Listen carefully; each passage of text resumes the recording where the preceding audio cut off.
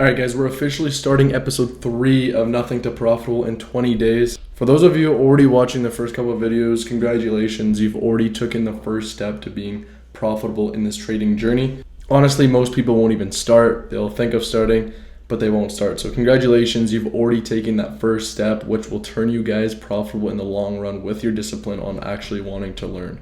In this video, we're going to be covering a super crucial part of ICT trading where we're going to be trading inverse fair value gaps. Most traders use fair value gaps, but the real edge comes when they fail. This is called an inverse fair value gap.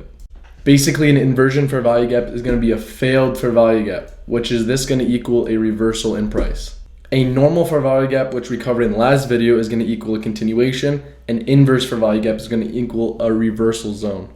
Very first thing is we're going to get price making a bearish fair value gap.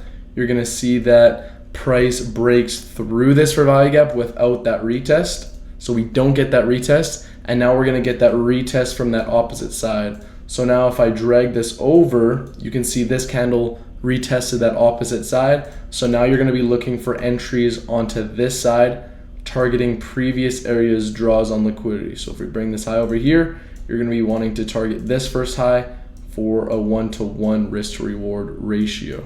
Just for a little bit of simpler context, when we are pushing down, you always want to be marking out your fair value gaps as we go, because then you can always get that retraction of either a continuation trend or a full reversal.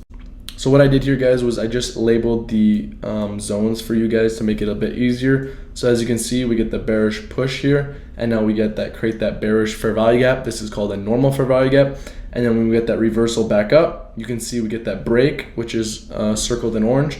We get that retest of that fair value gap if we drag it all the way across. And then this is where we're wanting to buy, is off the retest.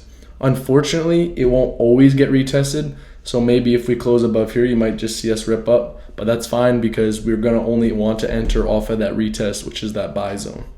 Same exact concept in reverse. So we get that bullish move, we get that bullish fair value gap, which now we get that breakthrough, which is now this is gonna switch to an inverse fair value gap. We get that breakdown, we get that retest of this gap, which if we pull this across, this is where you're going to look to get into your sells now, because now obviously we are targeting the opposite area of liquidity. So this is mostly used for reversals. We were in an uptrend, we swept liquidity, reversed, inverse fair value gap, retest, and now we're targeting other draws on liquidity, which eventually this will play out for a 1-to-2 RR. The absolute best entries is when price comes and retests the inverse fair value gap with rejection and continuation. As you can see here, we get that close, retest, which is rejecting still, and now we're going to get that continuation because now we know price won't push past that inverse fair value gap.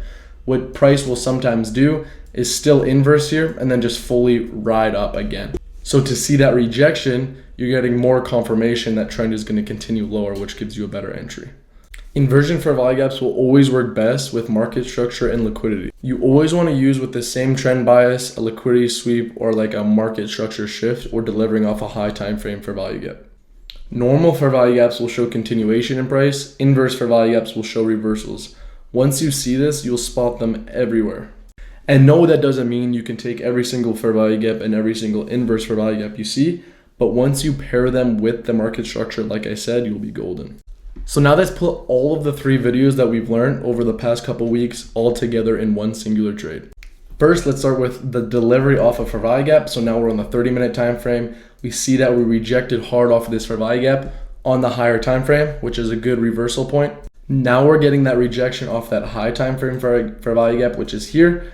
We're going to go on the lower time frame, which I'm on the 5-minute, and now you can see that we got the inverse fair value gap. So I marked out this bearish fair value gap. We get the break above, and now this is our entry point off this next candle retest.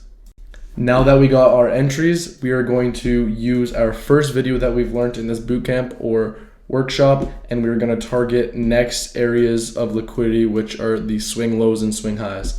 And look, this fully played out just off a fair value gap, inverse fair value gap, and drawn liquidity. All right, guys, that will be the end of inverse fair value gaps. I hope you guys enjoyed. Soon as we get more videos going and stuff, we're going to start be pairing all the concepts together. So stick to the very end of the workshop because we're going to have every single concept compared together into a full built strategy for you guys to use. I'll catch you guys on the next video. Peace out.